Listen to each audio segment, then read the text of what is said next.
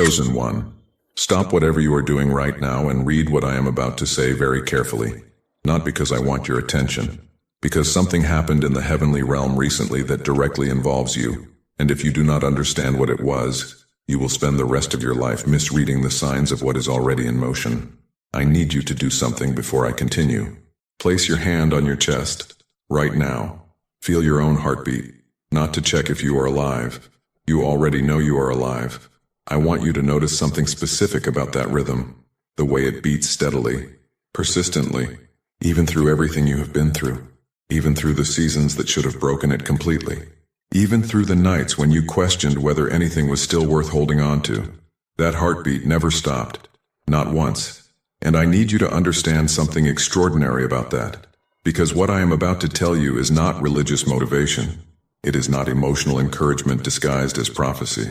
It is a documented account of something that moved in the heavenly realm specifically because of you, something so significant that it caused God himself to rise from his eternal throne, and something so unprecedented that even the Archangel Michael, commander of heaven's armies, found himself on his knees.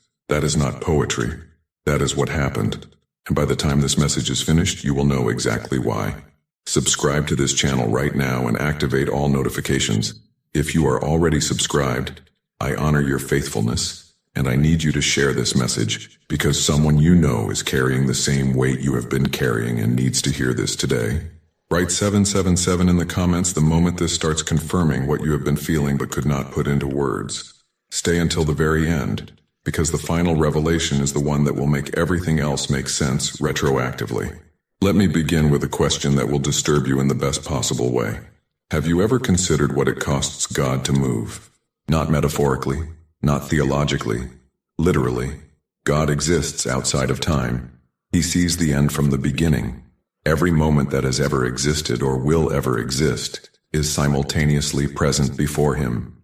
He does not wait for things to unfold, because he already sees them fully unfolded.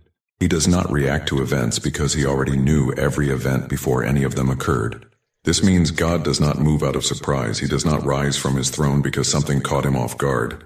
He does not personally intervene because he had no other option.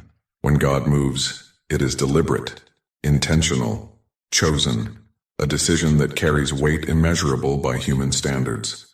A movement that reverberates through every dimension of existence and commands the full attention of every created being in every realm. And I am telling you that God moved because of you, not for your nation, not for your generation, not for a group of people who happen to share your circumstances, for you, specifically, individually, by name. And if you are sitting there right now feeling like that is impossible, feeling like surely there are more important situations that would command the personal movement of the creator of the universe, then you are about to discover something about yourself that the enemy has spent your entire life preventing you from understanding. Because the enemy knows something about you that you do not know about yourself. And the moment you know it too, everything changes. Think about the last season you went through, the one that felt the heaviest, the one where you looked at your life and genuinely could not understand how things had gotten so difficult, where prayer felt like speaking into an empty ceiling, where the silence of heaven felt so loud it was almost unbearable. In that season, you made a decision. Maybe you do not even remember making it consciously. Maybe it happened in a moment of exhaustion so deep that the decision felt more like surrender than choice. But you decided to stay, not to be happy about it, not to pretend everything was fine, not to perform gratitude you did not feel. You decided to stay faithful to something you could not see, in a season where everything visible was telling you that faithfulness was foolish. And that decision, that single quiet act of choosing to remain in what you could not explain, registered in the heavenly realm as something that does not happen often, something that stopped everything. Psalm 116 verse 15 says, "Precious in the sight of the Lord is the death of his saints." Most people read that verse and think about physical death, about God caring when his people pass from this world. But the Hebrew word translated as precious here is yakar, and yakar does not just mean precious, it means weighty, costly, significant enough to demand attention. Something so rare that its value cannot be calculated in ordinary terms. God looks at what you have been carrying and calls it yakar. Not your achievements, not your victories, not the moments when you performed your faith perfectly. Your faithfulness in the middle of what should have broken you. That is what cost something in heaven. That is what registered as significant enough to demand a response. Now let me take you somewhere that will make everything I just said undeniable. Luke chapter 15. Jesus is sitting surrounded by tax collectors and sinners, the people that religious society had written off, and the Pharisees are complaining about who he is spending his time with. And Jesus looks at them and tells 3 stories back to back, 3 parables. And the first one begins like this. What man of you, having 100 sheep, if he loses one of them, does not leave the 99 in the wilderness, and go after the one which is lost until he finds it? Until he finds it. Not until he gets tired of looking. Not until the search becomes inconvenient. Not until the other 99 need attention. Until he finds it. And then notice what happens when he finds it. The shepherd does not say, "Finally, you have been such a problem. Do you know how much trouble you caused me?" He does not guilt the sheep for getting lost. He does not lecture it about the importance of staying with the group. He lays it on his shoulders, rejoicing. And he carries it home himself. And when he arrives home, he calls together his friends and neighbors and says, "Rejoice with me, for I have found my sheep which was lost." Jesus then explains, "I say to you that likewise there will be more joy in heaven over one sinner who repents than over 99 just persons who need no repentance. More joy in heaven over one, not more obligation. Not more relief that the situation is resolved. More joy." Now I need you to understand the full weight of what Jesus is describing here, because most people hear this parable and focus on the sheep being lost. They think it is a story about sin and redemption. It is not. It is a story about divine value assignment. The shepherd leaves the 99 because one is worth the journey. One is worth the search. One is worth the mountain, the wilderness, the thorns, the dark, the distance. One is worth moving for. You are the one. Not in a way that diminishes the 99. In a way that demonstrates that the logic of heaven does not operate like the logic of this world. In this world, majority rules. The many matter more than the few. The crowd is worth more than the individual. In heaven, every single one is worth everything. And when you went through what you went through, when you were in that wilderness season, when no one in the visible world seemed to notice what you were carrying, heaven noticed. And what heaven noticed was not just that you were suffering. What heaven noticed was that you were still there, still present, still breathing, still despite everything, refusing to let go of the thread of faith even when it felt like holding a thread connected to nothing. That is what caused movement. For those who want to go deeper into the spiritual mechanics of divine pursuit and what it activates in your specific situation, there is exclusive material in the description and pinned comment. It costs less than a pizza and comes with a full audiobook and a 5-minute meditation guide as a bonus. Now let me tell you about Michael, because the title of this message is not symbolic, and it is not exaggeration. And I need you to understand exactly what it means for the commander of heaven's armies to be found on his knees. Michael is not a soft figure in Scripture. Daniel chapter 10 gives us one of the few detailed descriptions of angelic warfare in the entire Bible. Daniel had been fasting and praying for 21 days, seeking understanding for a vision he had received. And finally, an angel appears to him and says something remarkable. "Do not fear, Daniel, for from the first day that you set your heart to understand and to humble yourself before your God, your words were heard, and I have come because of your words. But the prince of the kingdom of Persia withstood me 21 days. And behold, Michael, one of the chief princes, came to help me." Let that settle. There was a spiritual conflict so significant that one of heaven's messengers was detained for 21 days. And who was sent to break through? Michael, the commander, the chief prince, the one described in Jude as the archangel. The one described in Revelation chapter 12 as the one who leads heaven's armies against the dragon. Michael was sent because the situation required someone of his rank and authority. Now understand what this means about prayer, what this means about persistence, what this means about the person who, like Daniel, chose to keep praying for 21 days when nothing visible was changing, when the heavens seemed silent, when anyone watching from the outside would have said, "Stop, nothing is happening." Something was happening. A battle was being fought on their behalf by forces they could not see. And when that battle intensified, heaven escalated the response. And here is where it becomes about you. Think about the prayers you have prayed that seemed to go nowhere, the requests you made that were met with silence, the moments you cried out and felt like your voice was dissolving into emptiness before it reached anything. You thought nothing was happening. You were wrong. What you interpreted as divine silence was not absence. It was battle. Something was being contested on your behalf in a realm you do not have access to see. Forces were in conflict over the very outcomes you were asking for, and the silence you experienced was not God ignoring you. It was God deploying. And I want to ask you something that is going to feel uncomfortable. How many times did you keep praying anyway? How many times did you return to a prayer that had not been answered yet? Not because you had evidence that it would be answered, but because something inside you could not stop. Something inside you kept returning to the throne even when the throne seemed empty, even when logic said to move on, even when everyone around you had a perfectly reasonable explanation for why you should stop expecting. That is not stubbornness. That is not denial. That is something functioning inside you that the Bible describes as the intercession of the Spirit. Romans chapter 8 verse 26. Likewise, the Spirit also helps in our weaknesses. For we do not know what we should pray for as we ought, but the Spirit himself makes intercession for us with groanings which cannot be uttered. Groanings which cannot be uttered. There are prayers you have prayed that were not fully formed in your mind but were fully understood in heaven. There are longings you carried that you could not put into words but that were heard with perfect clarity by the one who created language itself. The Spirit was praying through you when you did not know what to pray. And those prayers, those inarticulate groanings, those wordless returns to a throne you kept approaching even when you felt unworthy to approach it, those are the prayers that activated something. Not because you performed your faith correctly, because you persisted in your weakness. And persistence in weakness in biblical language has a specific name. It is called prevailing. Genesis 32. Jacob at the Jabbok River.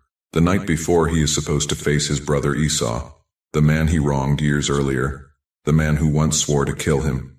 Jacob is terrified. He sends everyone ahead. He is alone.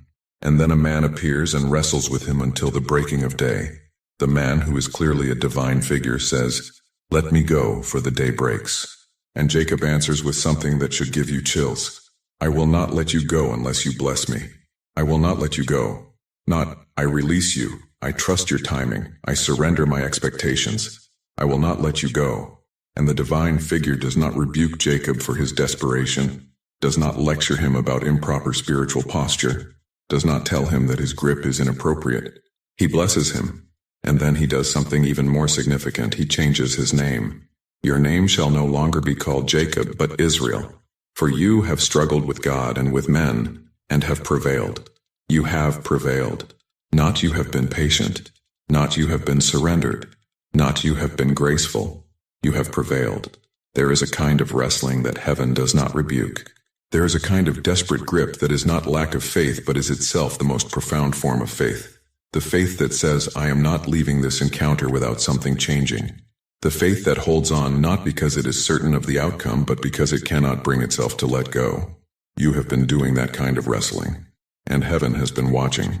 Now I need to tell you about the moment God left the throne. Not metaphorically.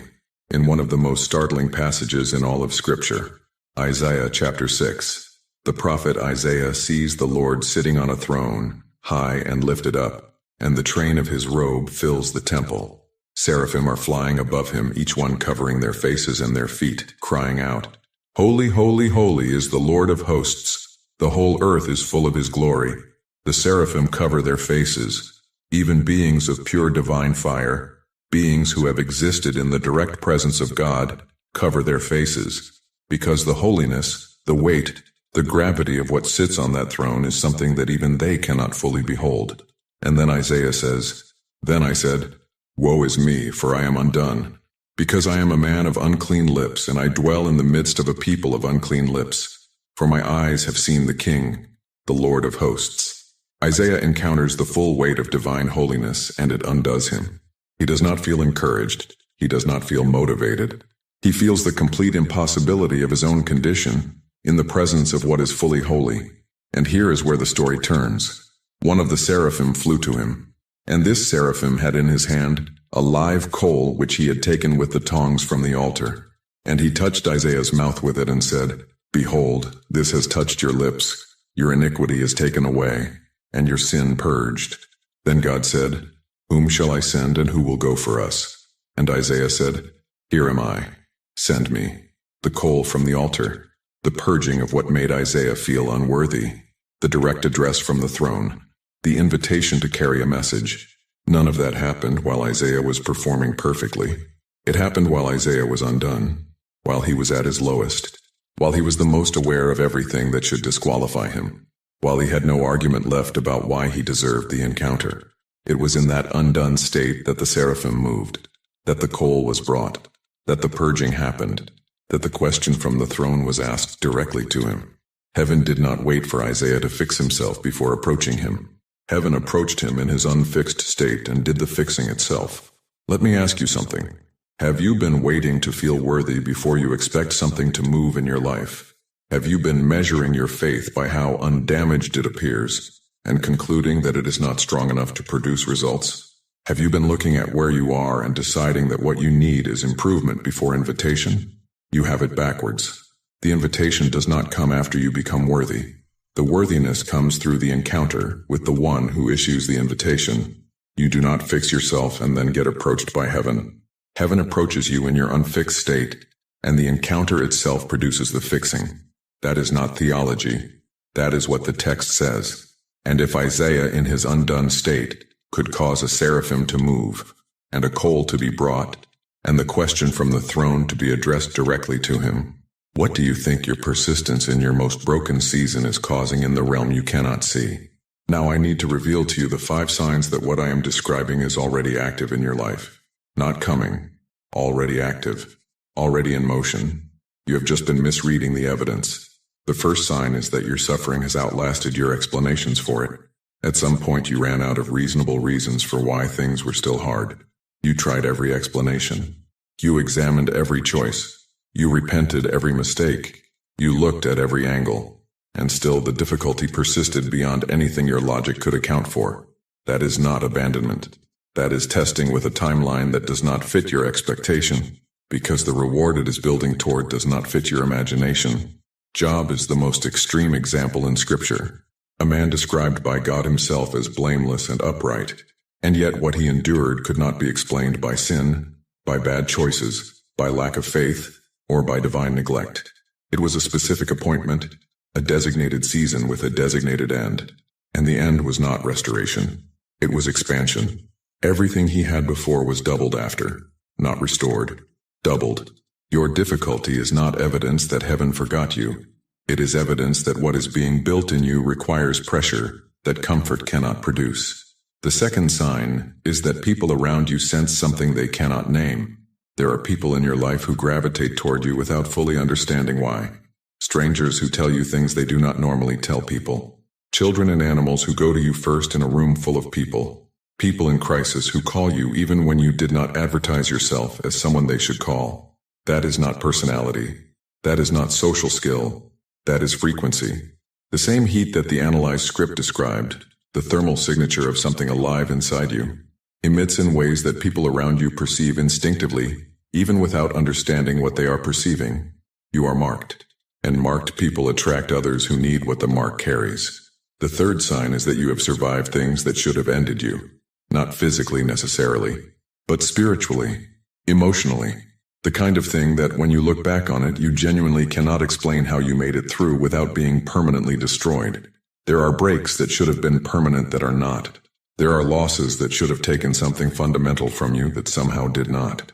There are seasons that should have produced bitterness so deep it became identity, but instead produced something quieter and stranger and more resilient than bitterness. That survival is not luck.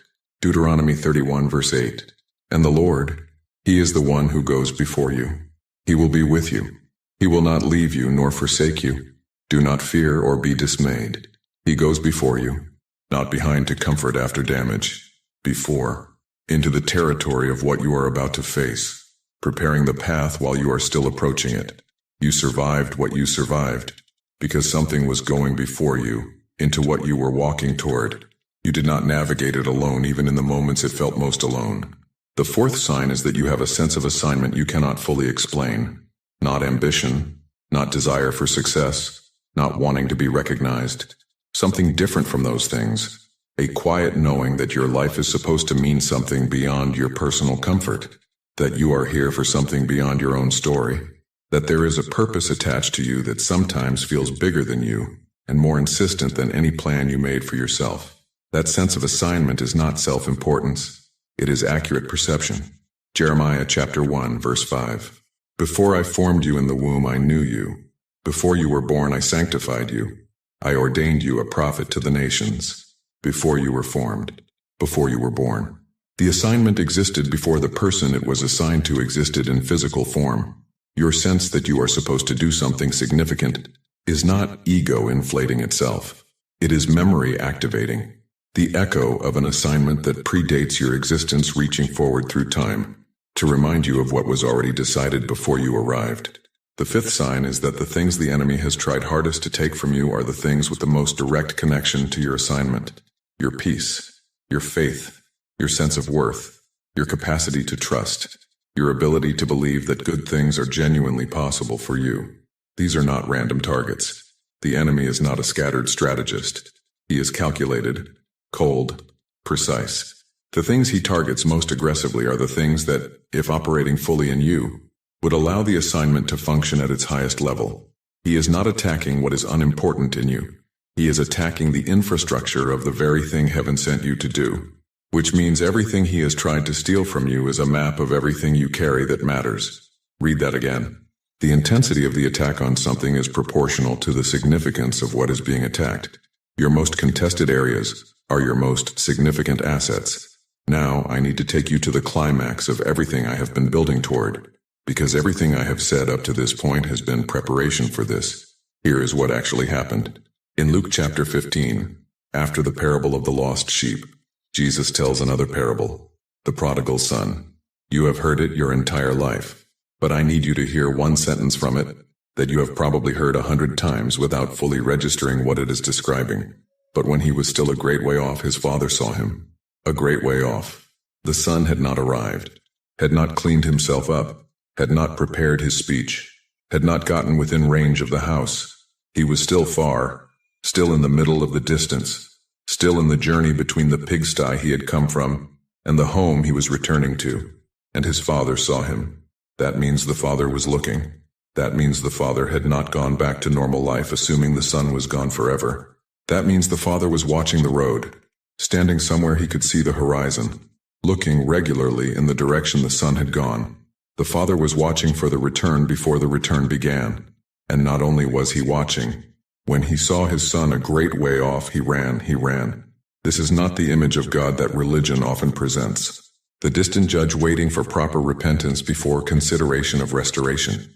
The deity, who requires maximum suffering as payment for maximum failure before any grace is extended. This is a father who, the moment he saw the figure on the road, did not wait for it to arrive, did not compose himself, did not prepare a careful, measured response to the return. He ran, and then look at what he did before the son said a word, before the rehearsed speech about no longer being worthy to be called a son. Before any explanation or apology or demonstration of changed behavior, he fell on his neck and kissed him. He embraced him. The son is still covered in what the pigsty left on him, still wearing the evidence of where he has been, still carrying the smell of every wrong choice, every wasted resource, every prideful departure from what would have kept him safe. And his father embraced him before any of that was addressed. Not because the father was naive about where the son had been, not because the condition did not matter, but because the return mattered more than the condition. Now here is what I need you to understand with absolute clarity. The father in this parable is not a human being with human limitations being emotionally generous. Jesus is describing the nature of God. This is not how an exceptional human father behaves. This is how God behaves. This is what the movement of heaven looks like toward a returning soul. This is the theological content of the image. A God who watches the road, who runs when he sees movement in the right direction, who embraces before the apology is complete, who restores before the worthiness is established. That is the God to whom you have been praying. That is the God who has been watching the road. And every time you returned, every time after every fall you chose to get up again, every time you prayed from a place of brokenness without feeling like your brokenness disqualified you from being heard, you were the figure on that road. And he was running. You did not see it because you were looking down. You were focused on the distance you still had to cover, on the condition you were still in, on everything that made you feel like the return was insufficient or too late or disqualified by too many departures. But while you were looking down at your feet, a Father was covering ground. Now let me tell you what this means for what is in front of you. Ezekiel chapter 34, verse 16. I will seek what was lost and bring back what was driven away. Bind up the broken and strengthen what was sick. Seek, bring back, bind up, strengthen. These are active verbs. Present tense. The work of restoration is not passive. It is not waiting for you to fully recover before beginning. It is actively seeking what was scattered, actively pursuing what was driven away, actively binding what is still broken, actively strengthening what is still sick. If you have been waiting until you feel fully recovered to expect movement from heaven, you have been waiting for a condition that is not the condition heaven requires. Heaven starts working on the broken thing. While it is still broken, that is the nature of the restoration that is already in motion for you. Here is what I need to warn you about. When restoration begins to move, there will be offers. Not the obvious kind. Not the ones that announce themselves as temptations. The subtle kind. The kind that look exactly like what you have been waiting for but carry a small compromise embedded inside them, that only reveals itself after you have accepted. They will come as relief that arrives too perfectly timed, as connection that feels too immediately complete, as opportunity that answers every prayer but requires you to move before you have peace about moving. The enemy knows that a soul that has waited long enough for something can be tempted specifically through the arrival of what it has waited for. Joseph was not tempted during the hardest years in prison. He was tempted when things were improving, when he was in Potiphar's house, when access was increasing, when life was getting better. The most dangerous moment is not the season of scarcity. It is the moment scarcity begins to end and the enemy makes a final offer disguised as the thing you asked God for. Test everything against this one question. Does accepting this require me to compromise something about myself that I would have to explain to God? If the answer is yes in any form, the answer to the offer is no. You did not come this far to sell what you protected through everything you have been through. I am going to leave you with this. Revelation chapter 3 verse 8. I know your works. See, I have set before you an open door, and no one can shut it. For you have a little strength, have kept my word, and have not denied my name. A little strength. Not great strength. Not impressive strength. Not strength that looks like strength to the people around you. A little strength that kept going. That is the qualification described for the open door. Not a flawless faith. Not a powerful testimony of unbroken victory. A little strength that, despite being little, kept the word and did not deny the name. You qualify, not because of what you achieved, because of what you refused to put down even when everything in your circumstances gave you permission to put it down. The door that is opening in front of you is not opening because you performed perfectly. It is opening because a God who watches the road saw movement in the right direction, ran toward it before it arrived, and is even now removing what was sealed so that what belongs to you can come through. Heaven ran for you. The door is open. Your only job now is to walk through it. Click on the video appearing on your screen right now because what is revealed there is the next piece of what you need to hear, and it connects directly to where your story is going from this point forward. Together, we are stronger.